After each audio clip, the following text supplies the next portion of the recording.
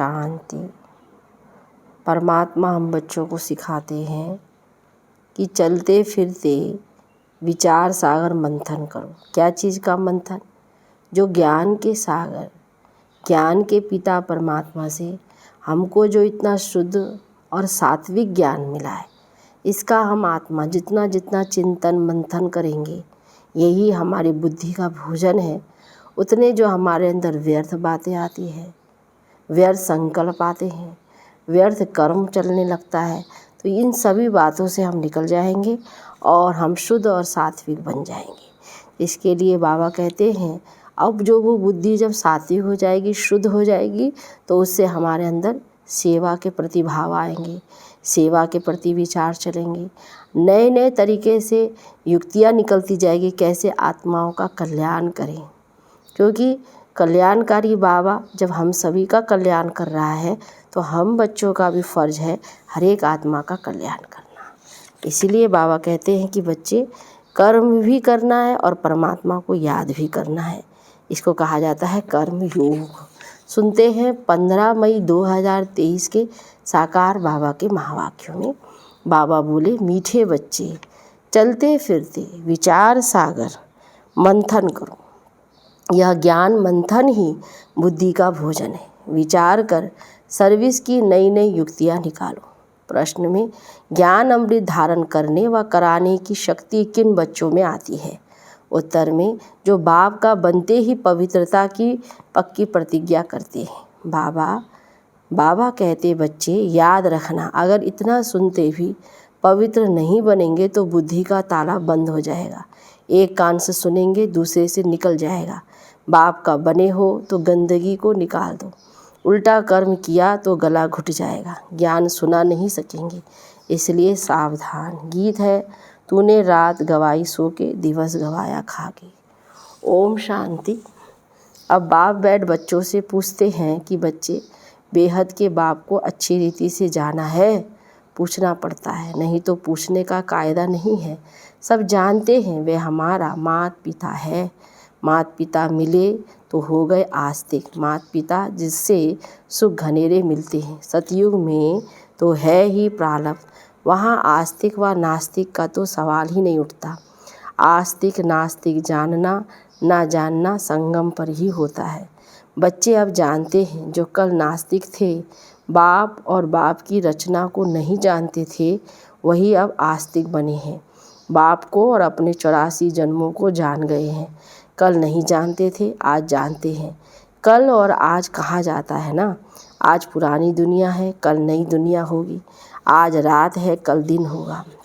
वास्तव में भारतवासियों को तो अपने बाप को जानना चाहिए। भारत में ही सोमनाथ का मंदिर है, शिव जयंती मनाई जाती है, परंतु यह कोई नहीं जानते कि शिव बाबा कब आया था। सोमनाथ जो नाम पड़ा है, उसने कब आकर ज्ञान अमृत पिलाया था। अब तुम बच्चे जानते हो, हम बाबा द्वारा आस्तिक बने हैं। बाप ने अपना परिचय बैठ दिया है। बनाए ड्रामा अनुसार परिचय मिलता भी है संगम पर। बच्चे जानते हैं आज नरक है, कल स्वर्ग होगा। कल माना दूसरा जन्म हमारा सतयुग में होगा। हम पुरुषार्थ कर रहे हैं। आज है मृत्यु लोक, कल अमर लोक होगा। दुनिया बदल रही है, कलयुग से सतयुग बन रहा है, सो तो बाप ही बनाएंगे। बाप है पतित पावन, दुनिया में संगम का कोई को पता ही नहीं है। अब तुम कितनी रोशनी में आ गए हो। तुमने अब भक्ति मार्ग छोड़ दिया है। आज भक्ति है, कल नहीं होगी। ऐसे नहीं आज भक्ति है, कल फिर ज्ञान होगा, नहीं। भक्ति तो आधा कल्प चलती है। ज्ञान एक ही बार मिलता है और सदगति हो जाती है। बाप एक ही बार आकर सबकी सदगति करते हैं। इसलिए गाया हुआ है, पतित पावन सदगति दाता। उनका जन्म भी भारत में ही होता है, परंतु भारतवासी जानते नहीं हैं कि यह निराकार शिव बाबा का मंदिर है। तो कहाँ ज्योति का मंदिर है? ब्रह्म समाजी ज्योति जगाते हैं, समझते हैं परमपिता परमात्मा ज्योति स्वरूप है। अनेक प्रकार की मतें हैं, तो जिसने जो बात समझाई उनको मान फॉलो कर लेते। अभी तुम रचयिता और रचना को जान गए हो। रचता और रचना के आदि मध्य अंत का राज समझकर फिर दूसरों को भी समझाना है। परमपिता परमात्मा सत्य है, चैतन्य है, ज्ञान का सागर है। हर एक एक्टर की महिमा अलग अलग होती है। परमात्मा व्यापी कहने से अलग अलग महिमा हो ना सके। हर एक आत्मा में अलग अलग पाठ भरा हुआ है। सर्वव्यापी है तो परमपिता परमात्मा का पाठ सभी के अंदर बजे। कितना अंधियारा है, तब बाप ही आकर समझाते हैं। बच्चे जानते हैं बरोबर ऊंचे ते ऊंचा पाठ है परमात्मा का। उस एक को ही सब भगत याद करते हैं। तो भगत सब पतित है। पतित किसको कहा जाता है ये मनुष्य नहीं जानते हैं। सन्यासी समझते हैं कि इन विकारों से हम निर्विकारी नरकवासी बने हैं, इसलिए घरबार छोड़ने से हम जाकर ब्रह्म में लीन होंगे। बाप समझाते हैं यह है कलयुग। अब विषय सागर से गोते खाते हैं, इसलिए इनको वैशाल्य कहा जाता है। मैं आकर शिवालय बनाता हूँ। सतयुग में एक धर्म था, वही देवी देवता 84 जन्म भोग अब अपने को देवी देवता नहीं कहलाते। जो पूज्य देवी देवता थे सो गिरते गिरते क्षत्रिय वैश्य शूद्र वर्ण में आते पतित पुजारी बने हैं। सबसे जास्ती भारत पावन था सो अब पतित बना है। सन्यासियों को भी संपूर्ण पावन नहीं कह सकते, क्योंकि पतित दुनिया में बैठे हैं। घर बार छोड़ कोई सतयुग में नहीं जा सकता। तुमको तो इस दुनिया को भूल सतयुग में जाना है। स्वर्ग में जाने लिए हूबहू कल पहले मुआफिक पुरुषार्थ कर रहे हैं। भारत ही पूज्य से पुजारी बना है, फिर पूज्य बनेगा। तो यह नॉलेज समझेंगे वह जो सिक्की लदे होंगे। जो देवी देवता धर्म के नहीं होंगे तो बुद्धि में बैठेगा नहीं। भारतवासी 84 जन्म लेते हैं और कोई धर्म वाला 84 जन्म नहीं ले सकता। तुम्हारे में भी नंबरवार है, सब इकट्ठे नहीं आएंगे। तो बच्चों को चक्र का राज भी बतलाया। सिजरा कैसे बनता है? सिजरा आत्माओं का ही होता है, उनको फिर रूहानी कहेंगे। बच्चे जानते हैं हम ब्रह्मांड में रहते हैं। पहला नंबर है शिव बाबा, फिर ब्रह्मा विष्णु शंकर, फिर है लक्ष्मी नारायण, उनका घराना। नंबरवार तो है ना। इस समय तुम्हारी बुद्धि में सारा झाड़ है, वहाँ ये ज्ञान नहीं है कौन कौन आएंगे, क्या क्या होगा, परंतु वहाँ अज्ञान भी नहीं कहेंगे। तो वह है प्रारब्ध जो इस ज्ञान से पाते हो। अभी है चढ़ती कला, पीछे है गिरती कला। 1250 वर्ष में 2 कला कम हो जाती है, थोड़े थोड़े होकर गिरते हैं। तुम अब सब हिसाब निकाल सकते हो। पहले है थुर, फिर फाउंडेशन निकलता है। अभी तुम बीज और झाड़ को अच्छी तरह जान चुके हो। अब तुम बाप द्वारा नास्तिक से आस्तिक बन गए हो। बाबा ने समझाया है फादर सोच सन, टीचर सोच स्टूडेंट। पहले गुरु सोच फॉलोवर्स, फॉलोवर्स सोच गुरु। यहाँ तो तीनों ही एक बाप है। टीचर सोच स्टूडेंट, पहले गुरु सोच फॉलोवर्स, फॉलोवर्स सोच गुरु। यहाँ तो तीनों ही एक बाप है। वह है रचयिता, जरूर नई दुनिया रचेंगे। स्वर्ग में लक्ष्मीनारायण राज्य करते थे। उन्होंने ये वर्षा कहाँ से लिया? किसने ऐसा कर्म सिखलाया जो इतना उच्च पद पाया? अब बाप कहते हैं तुमको ऐसे कर्म सिखलाता हूँ जो तुम सो देवी देवता बनेंगे। स्वर्ग में तुम बहुत माला माल थे, बाप से ही वर्षा लिया था, तो ज़रूर बाप ने ही आकर भारत को स्वर्ग बनाया है। बाप कहते हैं बच्चे चलते फिरते ऐसे विचार सागर मंथन करो। ये बुद्धि के लिए फ्रूट यानी खाना है।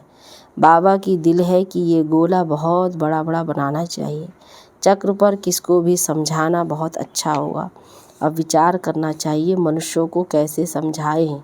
समझाना है। अब है संगम, दुनिया बदल रही है। यहाँ अनेक धर्म है, वहाँ एक धर्म है जो बाप ने स्थापन किया है। भारत का प्राचीन योग बहुत मशहूर है। तुम जानते हो हम फिर से राजयोग भगवान द्वारा सीख रहे हैं। भगवान ही बेहद की हिस्ट्री ज्योग्राफी बताएंगे, मनुष्य को बता ना सके। तो यह बाबा कहते हैं मैं कुछ भी नहीं जानता था। बाबा अपनी महिमा नहीं करते हैं कि ऐसा था वैसा था।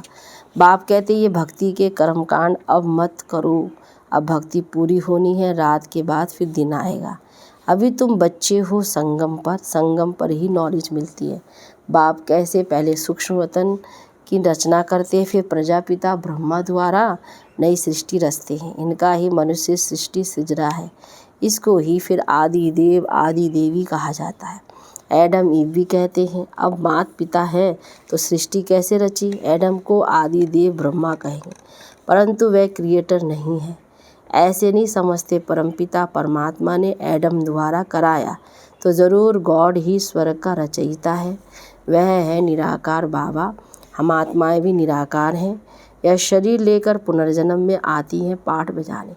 निराकार बाप को भक्ति में याद करते हैं। वह परम धाम में रहते हैं। वह पतित पावन है। पतित दुनिया में आकर बच्चों को पढ़ाए पावन दुनिया में ले जाते हैं। इसलिए बाप भी है, टीचर भी है, तो बेहद की हिस्ट्री ज्योग्राफी पढ़ाते हैं। अब तुम मास्टर नॉलेजफुल बन रहे हो।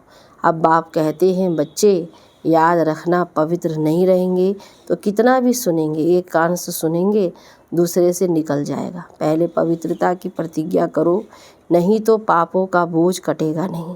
पावन नहीं बनते हो तो और ही जोर से गिरते हो।